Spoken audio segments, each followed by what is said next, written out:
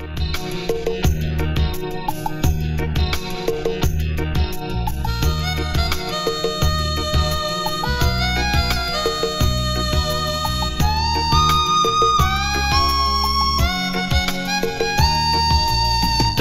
ना देखूं तो जी घबराता है, तुझको ना देखूं तो जी घबराता है। देख के तुझको दिल को मेरे चैन आता है, देख के तुझको दिल को मेरे चैन आता है।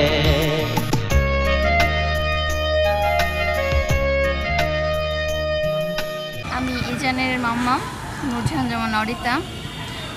যখন প্রথম জানতে পারলাম যে ও আসবে তখন আমরা কক্সবাজার ছিলাম। আমাদের আরও একদিন স্টে করার কথা ছিল। তো আমরা কক্সবাজার যাওয়ার আগে অন্তত আমরা চেক আপ করে গেছিলাম ডক্টরের, কিন্তু তখন রিপোর্টে নেগেটিভ আসছিল। তো যখন আমিও জানতাম না, তো আমরা সেন্ট মার্টিন গেছিলাম। তো আসার পর বাবাকে বললাম যে যাও একটা কিট নিয়ে আসো, আমরা টেস্ট করে দেখি কী হবে।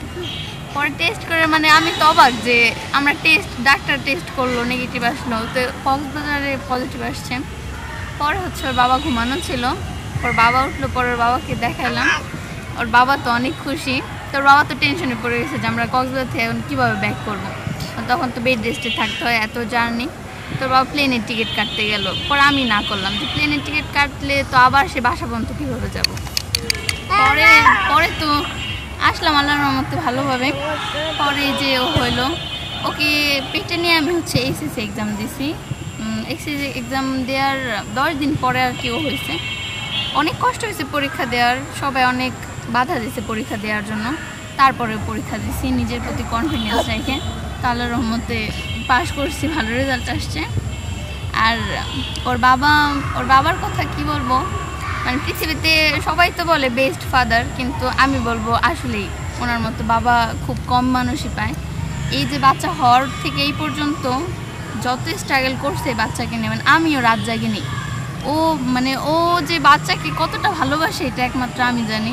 বাচ্চা বলতে অন্ধ, একদিন বাচ্চাকে না দেখে থাকতে পারবে না। অনেক ভালো একটা মানুষ।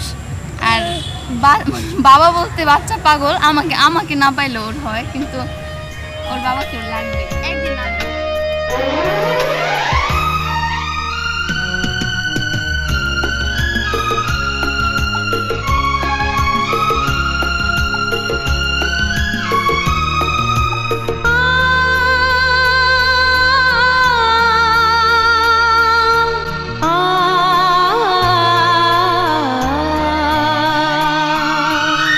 हर गम उठा लूं तन्हा अकेला, तेरे लिए है खुशियों का मेला।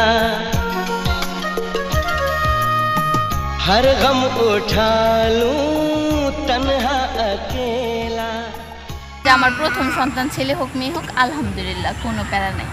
তো পরে তাও খুশি, কিন্তু মেয়ে তো সবাই প্রথমে চায়, কিন্তু আলহামদুলিল্লাহ ওকে পেয়ে আমরা অনেক খুশি। আসলে প্ল্যানিং করে কিছুই হয় নাই, আল্লাহর উপর ভরসা ছিল যে আল্লাহ যখন দেবে তখন আলহামদুলিল্লাহ। আমাদের ফ্যামিলির প্রত্যেকটা মানুষের চোখের মনি ও। আর আমার বাবার বাড়ির সর্বোচ্চ ছোট সদস্য ওই, আমার 2 বোনের বাচ্চার পরে ওই ছোট। আর দাদা বাড়ির সবাই আদর পায়, অনেক আদরের আর কি জান আমাদের। তো ও হওয়ার আগে শুধু ঘাটাঘাটি করতাম যে কি নাম রাখা যায়, পেটেও আসে নাই, তখন থেকে আমি সিলেক্ট করে রাখছি যে নাম বাবু হইলে তাকরিম আহমেদ ইজান রাখবো। তো আলহামদুলিল্লাহ আল্লাহ ছেলে দিছে, নাম রেখে দিছি ইজান। तेरे लिए है खुशियों का मेला, सारा संसार दूं, जीवन भी वार दूं, जितना कहे तू उतना मैं प्यार दूं, जितना कहे तू उतना मैं प्यार दूं। ये तेरा मुखड़ा ही मुझको भाता है, ये तेरा मुखड़ा ही मुझको भाता है, देख के तुझको दिल को मेरे चैन आता है। আমি ইজানের বাবা, আমার নাম মোহাম্মদ ইব্রাহিম মোল্লা।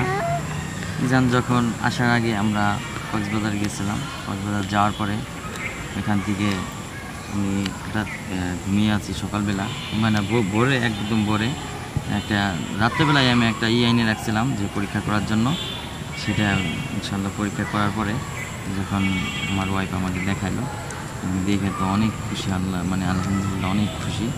তারপরে ওইখান থেকে আমরা কীভাবে ব্যাক করবো সেই টেনশন করতেছি। আমি তো প্লেনের টিকিট কাটবো, কিন্তু আমার ওয়াইফ বললো যে এখান থেকে প্লেনের টিকিট কাটলে তো ওইখান থেকে তো আবার সেই গাড়িতে করে যেতে হবে, তুমি বাসের টিকিট কেটে জানো। তারপরে আমরা ওইখান থেকে আল্লাহর রহমতে ইনশাআল্লাহ সহি সালামতে আসলাম। আসার পরে আমাদের ইজান দীর্ঘ 9 মাস পরে আমাদের ইজান যখন সহি সালামতে শান্তি অনেক শুক্রিয়া আলহামদুলিল্লাহ। বাবাকে অনেক ভালোবাসি, অনেক বাবাকে আমার থেকে আমি বেশি ভালোবাসি। আমার বাবাও আমাকে অনেক ভালোবাসে। আমার বাবা আমাকে একদিন না দেখে থাকতে পারে না। মানে এতটুকু বাচ্চা যে এর পরিমাণ বন্ডিং থাকবে বাবার প্রতি, মানে কল্পনার বাইরে, যে না দেখবে সে বুঝবে না। আর ওর বাবার কথা কি বলবো, ওর বাবার মতো মানুষ আসলে